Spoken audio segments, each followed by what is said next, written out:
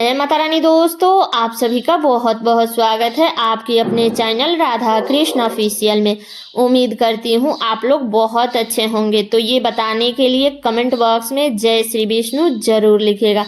तो चलिए दोस्तों, आज आप इस वीडियो में रसपान करेंगे कार्तिक महात्म्य का 14वां अध्याय और साथ ही में सुनेंगे बुढ़िया माई कैसे कार्तिक स्नान करने से बुढ़िया माई को सुख समृद्धि की प्राप्ति हुई। तो इसलिए आप लोगों से निवेदन है कि कार्तिक महात्म्य को सुनने के बाद में आप लोग बुढ़िया माई की कहानी जरूर सुनिएगा। और आप लोगों से एक रिक्वेस्ट है कि वीडियो को लाइक जरूर कर दीजिएगा और चैनल को सब्सक्राइब कर दीजिएगा। तो चलिए सुनते हैं कार्तिक महात्म्य का 14वां अध्याय। तो जैसे कि आप लोगों ने पिछले अध्याय में सुना कि विष्णु जी कैसे जलंधरपुरी में जा करके निवास करने लगे और जलंधर विष्णु भगवान और माता लक्ष्मी को पा करके कितना प्रसन्न हुआ। और जलंधर उसने अपने धर्मानुसार सपुत्रों के समान प्रजा का पालन किया। उनके धर्मराज में सभी सुखी थे। तो आप अब इसके आगे की कथा श्रवण पान कीजिए। तब उसको इस प्रकार धर्म पूर्वक राज करते हुए देख देवता क्षुब्ध हो गए। उन्होंने देव आदि देव शंकर का मन में स्मरण करना आरंभ किया।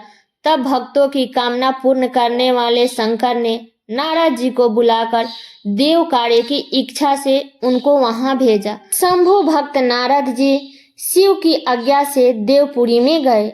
इंद्रादि सभी देवता व्याकुल हो शीघ्रता से उठ नारद जी को उत्कंठा भरी दृष्टि से देखने लगे। अपने सब दुखों को कहकर उन्होंने नष्ट करने की प्रार्थना की। तब नारद जी ने कहा, मैं सब कुछ जानता हूँ, इसलिए अब मैं दैत्यों का राज जलंधर के पास जा रहा हूँ। ऐसा कह नारद जी देवताओं को आश्वासित कर जलंधर की सभा में गए। जलंधर ने नारद जी के चरणों की पूजा कर हंसते हुए कहा, हे ब्राह्मण, कहिए आप कहाँ से आ रहे हैं, यहाँ कैसे आए हैं, मेरे योग्य जो सेवा हो उसकी आज्ञा दीजिए। तब नारद जी प्रसन्न होकर बोले, हे महाविद्वान जलंधर, तुम धन्य हो। मैं स्वेच्छा से कैलाश पर्वत गया था, जहाँ 10,000 योजनों में कल्प वृक्ष का वन है। वहाँ मैंने सैकड़ों कामधेनुओं को विचारते हुए देखा तथा यह भी देखा कि वह चिंतामणि से प्रकाशित परम दिव्य अद्भुत और सब कुछ स्वर्णमय है। मैंने वहां पार्वती के साथ स्थित शंकर जी को भी देखा, जो स्वर्ग सुंदर गौर वर्णन त्रिनेत्र और मस्तक पर चंद्रमा धारण किए हुए हैं। उन्हें देखकर मुझे बड़ा आश्चर्य हुआ कि इनके समान समृद्धिशाली त्रिलोक में कोई है या नहीं है। हे दैत्येंद्र, उस समय मुझे तुम्हारी समृद्धि का स्मरण हो आया और उसे देखने की इच्छा से ही मैं तुम्हारे पास चला आया हूँ। यह सुन जलंधर को बड़ा हर्ष हुआ। उसने नारद जी को अपनी सब समृद्धि दिखला दी। उसे देखकर नारद जी ने जलंधर की बड़ी प्रशंसा की और कहा कि निश्चय ही तुम त्रिलोकपति होने के योग्य थे।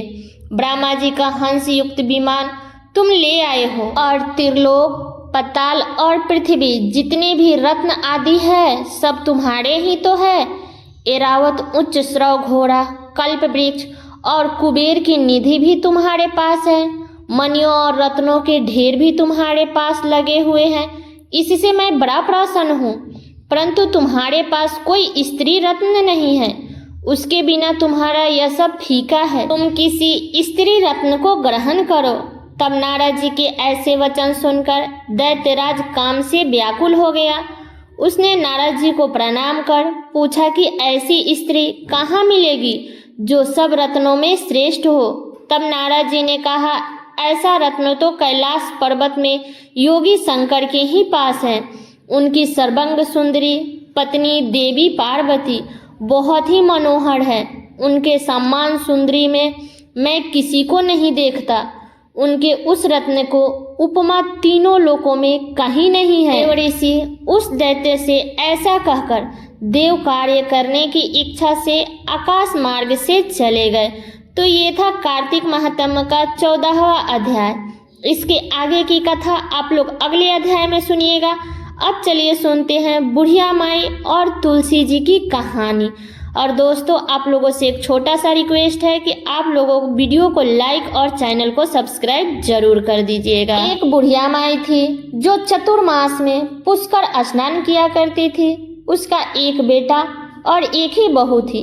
सास ने बहू को फलाहार उपवास में खाने के योग्य बनाने को कहा तो बहू ने खाली टिफिन ही रख दिया।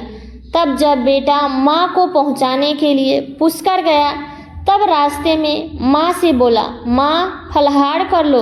जहाँ पानी मिले वहीं फलाहार करने बैठ गई। भगवान की कृपा से खाली टिफिन फलों से भर गया।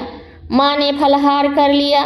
तब बेटा ने माँ के रहने के लिए पुष्कर में झोपड़ी बनवा दिया और बेटा घर वापस आ गया। रात्रि में श्रावण मास आया और बोला कि बुढ़िया माई दरवाज़ा खोलो।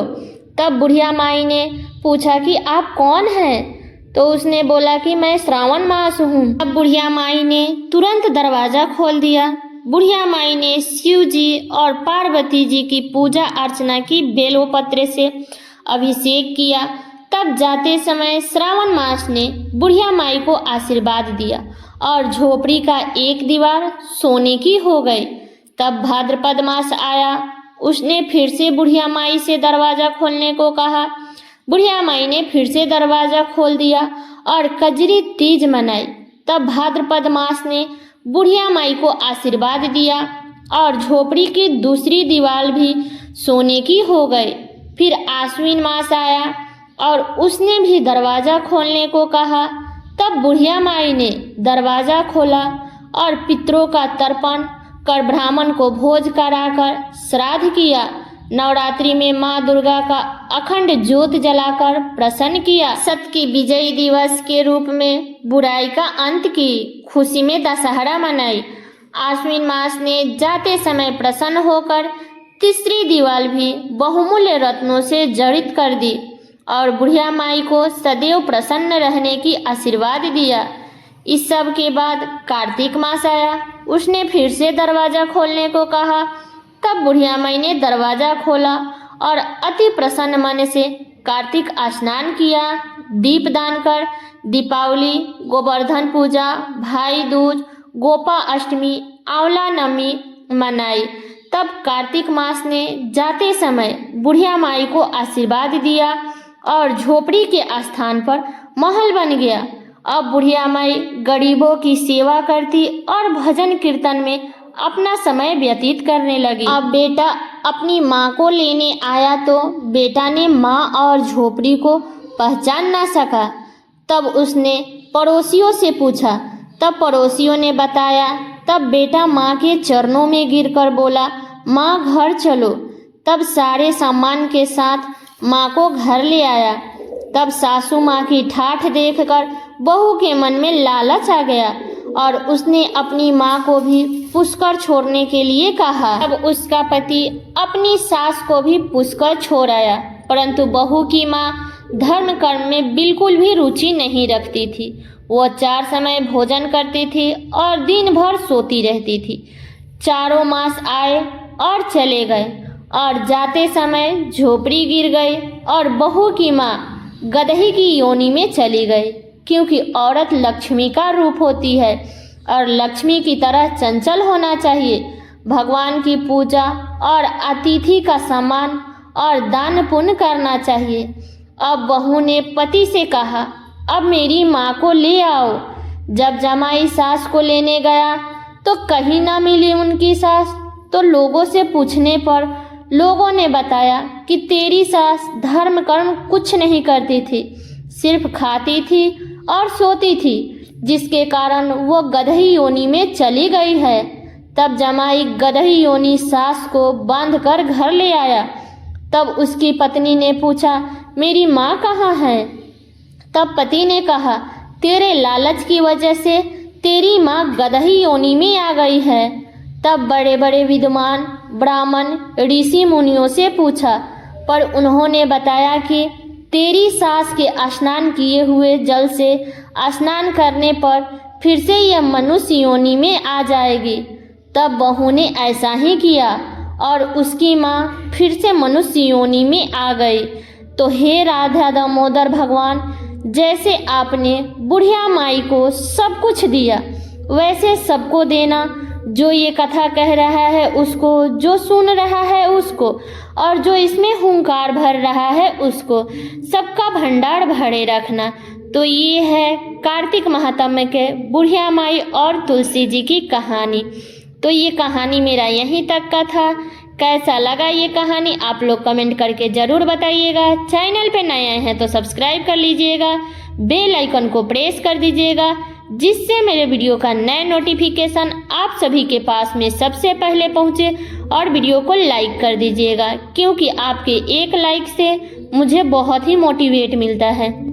तो वीडियो को लाइक कर दीजिएगा और वीडियो को शेयर कर दीजिएगा, ताकि हर कोई कार्तिक महात्म्य को सुन सके। तो चलिए दोस्तों, मिलती हूँ अगले वीडियो में किसी नए वीडियो के साथ में। तब तक के लिए नमस्कार।